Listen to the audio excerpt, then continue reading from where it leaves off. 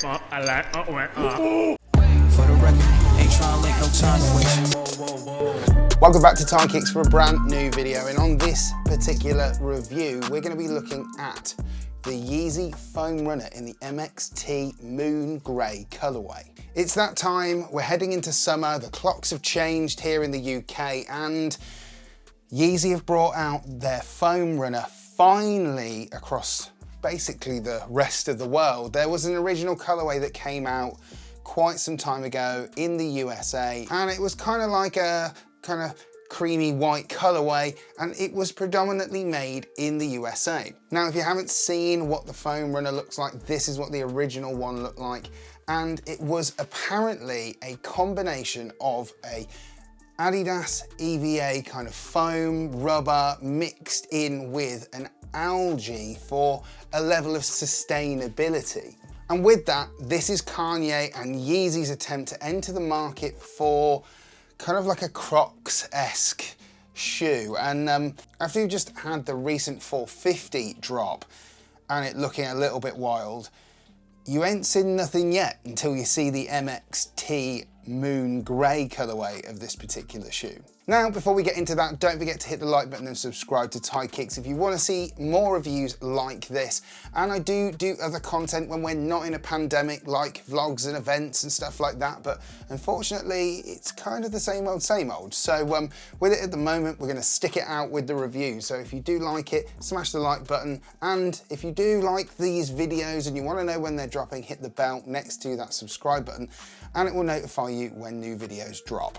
So this video is sponsored by nobody, so I won't be talking to you about any particular sponsors or anything like that, so let's not drag it on and let's have a look at this particular shoe. The Yeezy Foam Rnnr released in the UK, and it released in two colourways at 70 UK pounds.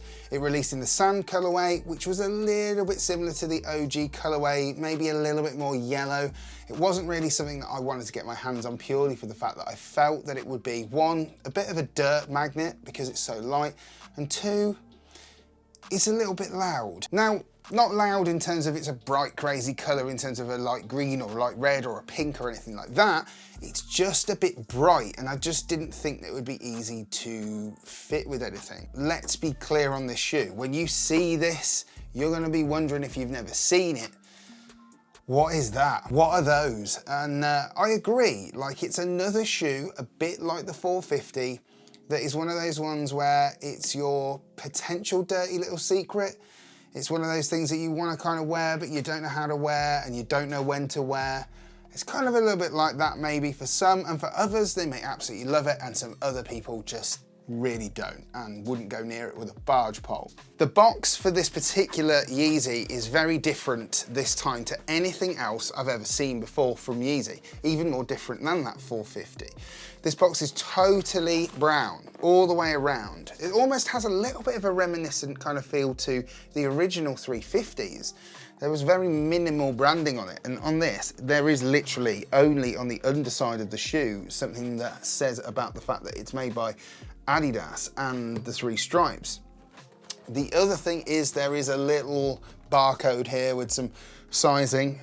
Sizing with these in the UK were full sizes. There were no half sizes in the shoe. So for me, size-wise, I'm a UK 9.5 all day long in Yeezy 350 V2s. Because of this being a dilemma for me, I was like, shall I go with a 9 if they're going to fit big? Shall I go with a 10 if they're going to be small? I really don't know. So I was really lucky enough to go over to someone else's channel, watch a review of the original Foam Rnnrs, and they were saying that they kind of fit closer to a Yeezy 500. And with that, that means it's going to be smaller. So I went with the UK 10, and I've got wide feet as well. So going up that half size was the right choice. So UK 10 on these fit me perfectly. Definitely recommend a half size up. If you've got exceptionally wide feet, you may want to go up even more, but honestly, going down, you may be risking them being really tight, and they're not the most stretchy shoe. there's a lot of that foam in the forefoot area above and below your feet. So there's really no stretching or loosening or breaking out that's going to happen with this shoe. And with that, let's open the box. So inside the box, we have the word foam. And as far as I'm concerned, literally this box has been turned inside out. You can see on the inside, it says Foam Runner, and you've got the sizing on the inside of the box instead of the outside of the box, which is just wild, with all of the Adidas and Yeezy branding on the inside. It says Yeezy Foam Rnnr made by Adidas, or Adidas, wherever you come from. And it says that it is the MXT Moon Gray ×3 colourway in a UK 10, US 10, which is interesting because that's a big deal. These are the same sizing in UK as US, which is very strange because that is not the case normally. So if you're looking to pick up a pair of these from America, or you're looking to pick up a pair of these in America, it's the same size. How bizarre.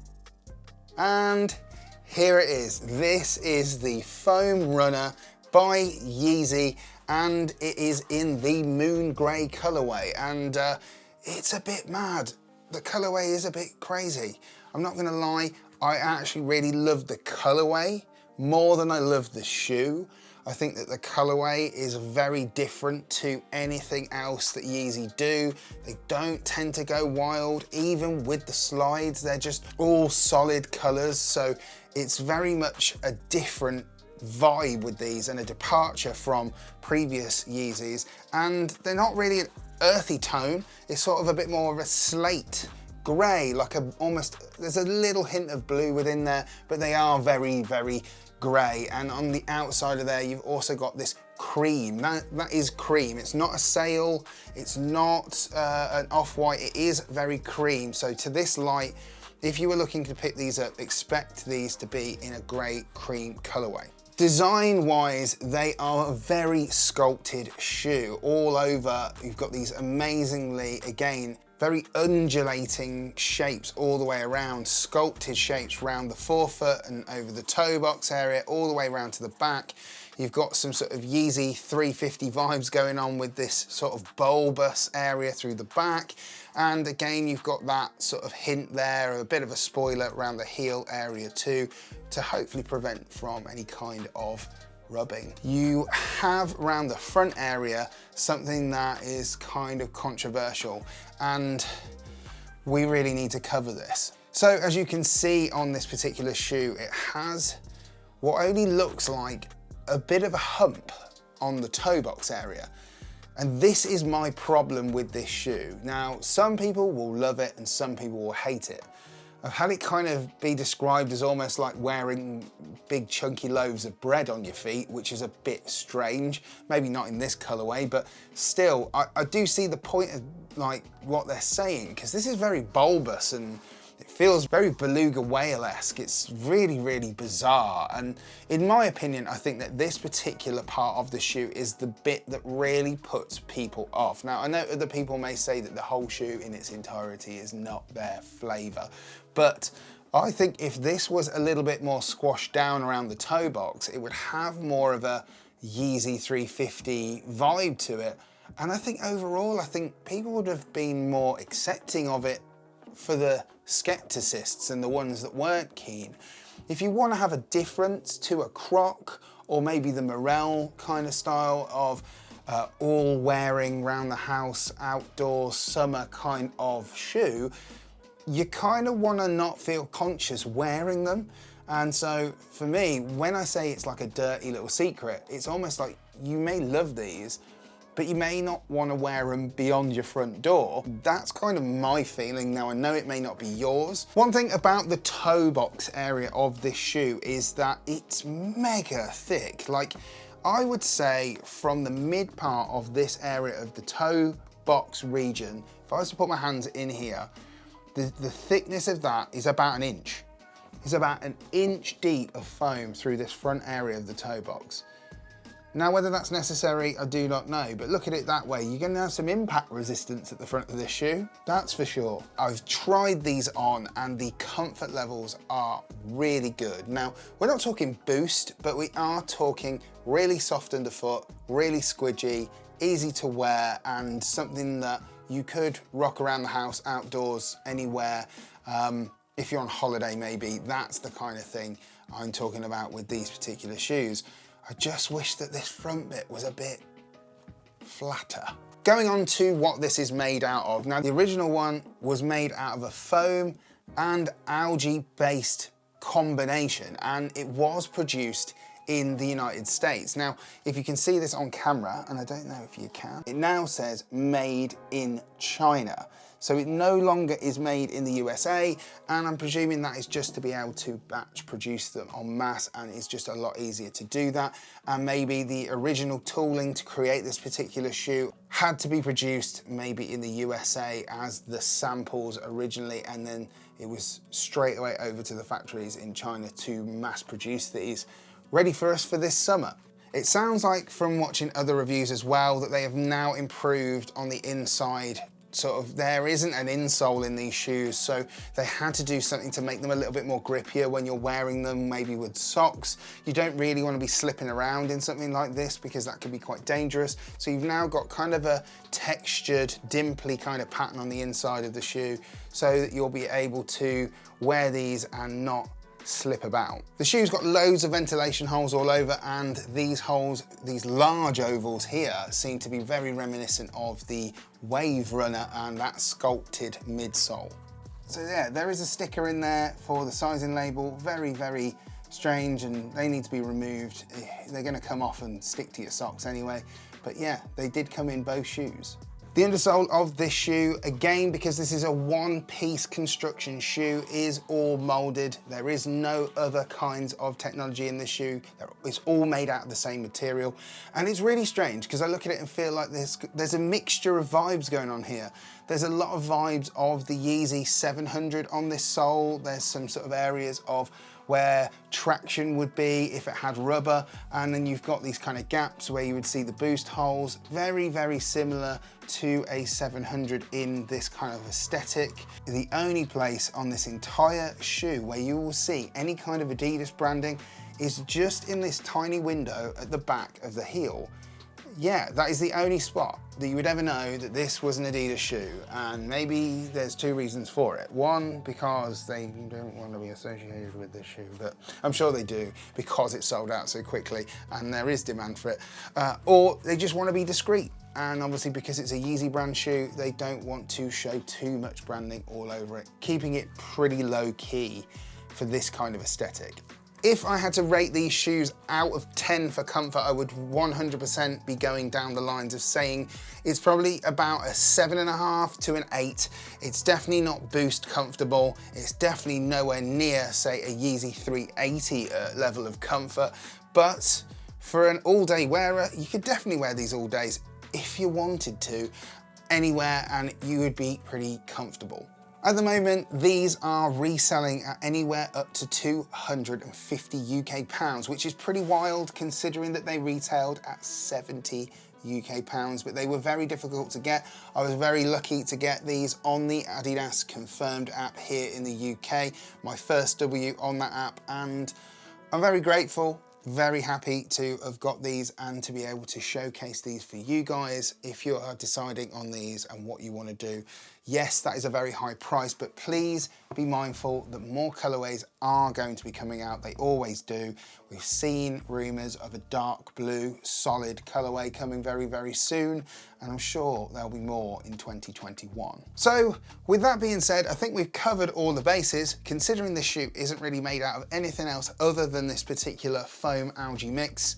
I think it is that time we had a look at these a little bit closer up on feet.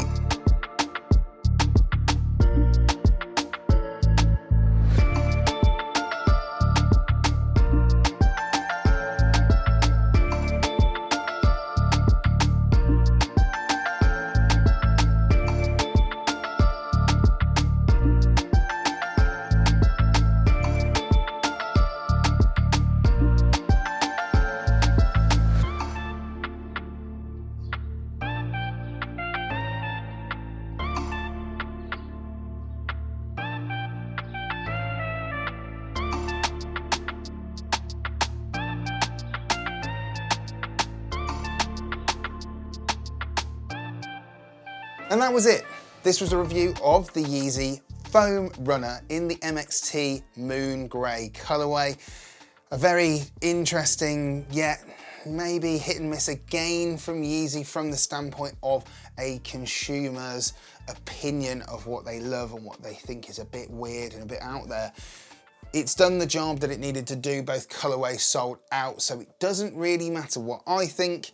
It speaks volumes for the buyers that are buying them, and that means more are going to be coming very soon as well.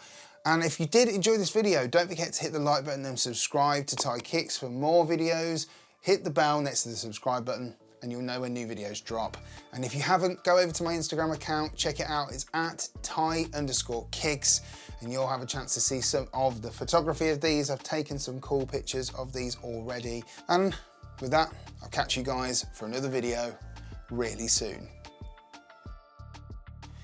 We've got to find a way to make these work. I've put on so many different trousers and socks and like pants and stuff to try and make these fit, and the only ones that I could wear were grey, and with a pair of grey socks. I tried white socks on with these as well, and I really understand why people aren't like loving these. I had to see these in hand just to see what they were like jeepers. Like, I hate Crocs. I think they look terrible. Sorry for the Croc lovers out there. These are kind of competing in the ugly stakes. It's just the only difference is I really don't like, you know, the bit of the back, around the back of Crocs. I really hate that little strap. I think it looks horrible. Whereas these don't have that, but someone may say they don't like this front bit. I don't know if I'd want to wear them barefoot though. Maybe. I didn't even try that. Anyway, time to go.